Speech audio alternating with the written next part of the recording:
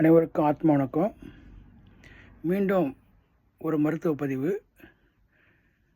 மதுமேகத்தினால் ஏற்படக்கூடிய ஷயம், அப்புறம் அதான் டிபி. அது மட்டும் இல்லாமல் 21 விதமான மேக நோயும் அதில் சரியாகும்.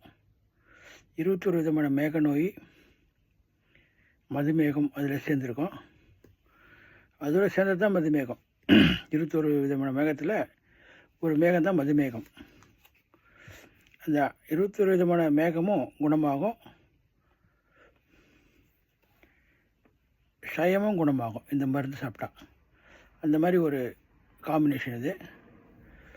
சொல்கிறேன் பாருங்கள். வல்லாரை சூரணம் 100 கிராம், கிராம்பு சூரணம் 10 கிராம், ஏலக்காய் சூரணம் 10 கிராம், ஜாதிக்காய் சூரணம் 10 கிராம். இந்த சூரணம்னா பொடி, அவ்வளோதான். எல்லா இதில் பொடி எடுத்துக்கணும். ஜாதி பத்திரி சூரணம் 10 கிராம், மாசிக்காய் சூரணம் 10 கிராம், தாளிச்ச பத்திரி சூரணம் 10 கிராம், கடுக்காய் சூரணம் 10 கிராம். கடுக்காய் தூரணம்னா கடுக்காய் தோலை தான் எடுத்துக்கணும். அந்த கொட்டெல்லாம் நீக்கி கடுக்காய் தோல் சூரணம் 10 கிராம், நெல்லி முருங்கை சூரணம் 10 கிராம், தாண்டிக்காய் சூரணம் 10 கிராம். இவைகளை கலந்து சமன் அளவு சர்க்கரை சேர்த்து வச்சுக்கணும். அது ஈக்குவலாக கல்கண்டு பவுடர் பண்ணி மிக்ஸ் பண்ணிக்கணும். 1 கிராம் அளவு காலை மாலை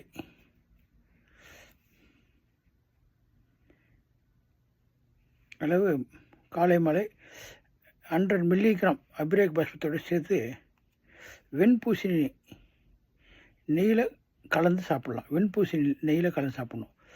அபிரேக் பாஷ்பம் 100 மில்லிகிராம். இதை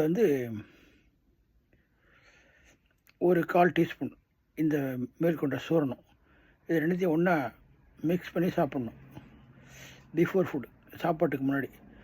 இது மாதிரி சாப்பிட்டிங்கன்னா அசதி, கிராந்தி, உட்சூடு, நீரிழிவு, மூளைச்சூடு, கண்ணெரிச்சல், கண் புகைச்சல், நீரொழுகல்,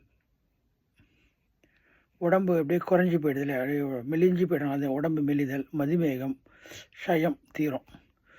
21 விதமான மேக நோயும் சரியாகும். அடுத்தது மதுமேகத்துக்கு ஒரு காப்பி பொடி சொல்கிறேன். நீங்கள் அதை காஃபி டீ குடிக்கிறீங்கன்னா அது மாதிரி மதுமேகத்துக்குன்னு ஒரு காப்பி இருக்குது. அந்த காப்பி அடுத்த பதிவில் சொல்கிறேன். மீண்டும் தொடர்ந்து மதுமேக பதிவு ஏன்னு சொல்கிறேன், அது மதுமேகம்னு அது சம்மந்தமாகவே கொஞ்சம் சொல்லிட்டா நல்லாயிருக்குன்னு பார்க்குறேன். அடுத்தது வியாதிக்கு மருந்து சொல்லுவேன்.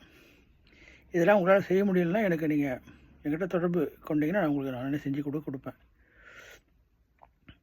நான் இப்போ வெளிநாட்டில் இருக்கிறதுனால இருந்தாலும் என்னால் உங்களுக்கு செஞ்சு கொரியர் மூலியம் அனுப்ப முடியும். நான் இங்கேயும் அதை செஞ்செல்லாம் கொடுத்துட்டு தான் இருக்கேன்.